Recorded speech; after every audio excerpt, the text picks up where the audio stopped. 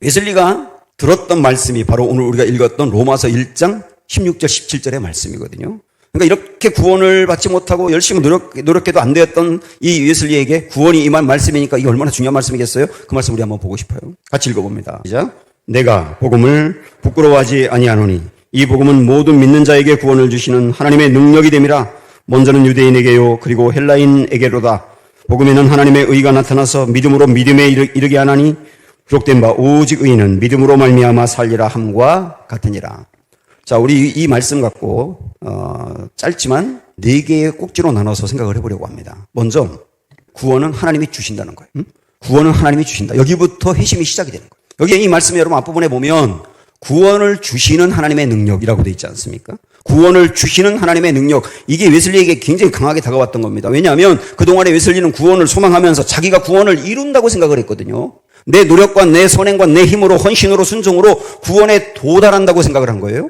구원에 도달을 해야 되니까 그렇게 열심을 냈던 겁니다. 그러나 아무리 열심을 내어도 구원에 도달하지는 못했던 거예요. 웨슬리가 깨달은 게 뭐냐면 구원은 내가 도달하는 게 아니구나. 구원은 하나님이 주시는 거구나. 구원은 하나님이 주시는 거구나. 다시 말하면 구원이라는 게 이게 노력으로 받는 게 아니라 은혜로 받는 거구나 하는 것을 알게 된 것이죠. 노력으로 받을 수 있다고 하면 하나님이 우리에게 끊임없이 구원에 도달하라고 말씀하셨겠죠. 근데 성경에 보면 하나님이 구원에 도달하라고 말씀한 적이 없어요. 왜? 불가능하니까. 사람의 노력으로는 불가능하니까. 우리 중에 저나 여러분 포함해서 이 시간에 웨슬리보다 더 노력하는 사람이 있습니까? 웨슬리보다 더 삶으로 깨끗하게 살 수 있는 분이 있으세요? 아무리 도달하려고 해도 안 되지 않습니까? 여기에 구원을 주시는 하나님의 능력이라 그랬어요. 하나님의 능력이 임하여 구원이 가능하다는 얘기거든요. 제가 이 부분은 여러 차례 말씀드렸죠. 여기 능력이라는 단어가 헬라어로 두나미스라고 하는 말인데 여기서 다이나마이트가 나왔다고.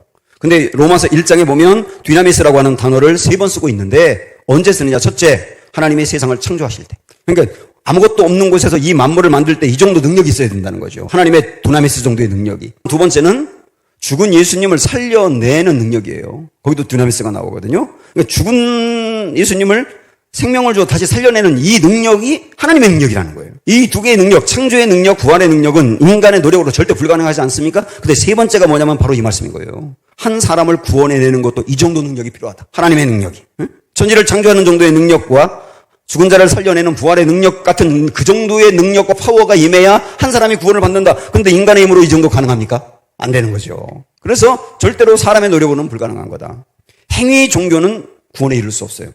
행위로 구원받는다라고 말하는 어떤 종교도 구원에 이를 수 없어요. 하나님이 주시는 거다. 하나님이 주시는 거다. 그러면 첫 번째 이제 구원은 하나님이 주신다는 거 알았죠.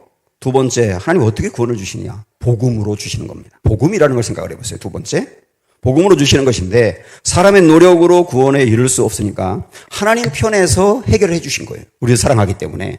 왜냐하면 인간의 노력으로 구원에 이를 수 없으니까 놔두면 전부 다 멸망이지 않습니까? 우리를 사랑하기 때문에 하나님 편에서 구원의 길을 찾으셨다고요. 그리고 찾은 게 뭐냐면 구원에 이르려면 죄가 없거나 죄를 완벽하게 해결해야 되는데 사람으로는 그럴 수 없으니 하나님이 인간이 되셔서 죄가 없으신 하나님이 죄를 지어본 적이 없는 하나님이 인간이 되셔서 대신 그 죄값을 담당하고 돌아가신 거예요. 십자가죠. 십자가라고 하는 방법으로 사람이 해결할 수 없는 죄를 완벽하게 해결하신 거예요. 이게 뭐예요? 복음이죠. 복음이라고 하는 건 기쁜 소식입니다. 왜 기쁜 소식입니까? 사람의 노력으로 절대 할 수 없는 것을 하나님이 해주셨으니 기쁜 소식인 거죠. 그래서 이게 복음의 핵심이다. 예수님이 해결해 주신 거다. 세 번째, 그러면 구원은 하나님이 주시는 거구나. 어떤 방법으로? 십자가라고 하는 복음을 통하여 해결해 주셨구나. 세 번째로 우리가 생각할 것은 하나님의 의라고 하는 거거든요. 하나님의 의.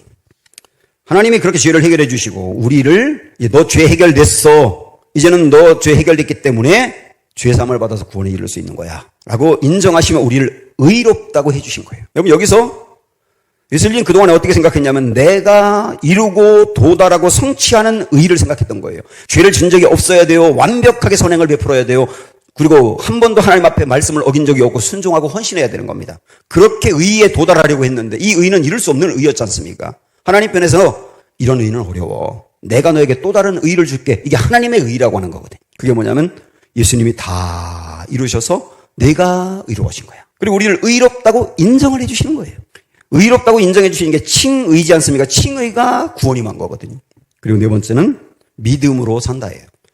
우리는 구원을 이룰 수 없다. 하나님이 해 주셔야 된다. 하나님이 예수님의 십자가를 통하여 내 죄 문제 완전히 해결하시고 이루어주셨다. 그리고 우리를 의롭다고 인정해 주셨다. 이 모든 사실을 마음으로 받아들이는 게 믿음입니다. 내 마음으로 감사하게 받아들이는 게 믿음이라고요. 이 믿음을 가질 때 우리는 산다. 구원받는다. 영생 얻는다. 영원히 산다. 이게 복음의 핵심인 거예요. 웨슬리는 이 말씀들을 그가 들으면서 드디어 구원이 임하게 된 것이죠. 다른 것으로가 아니라 이 말씀으로. 오늘 우리 가운데도 그동안에 희미했었고 혼란스럽고 확신이 없었던 분들 이 부분 놓고 정말 진지하게 생각을 해보시고 구원이 우리 모두에게 임하기를 축원합니다.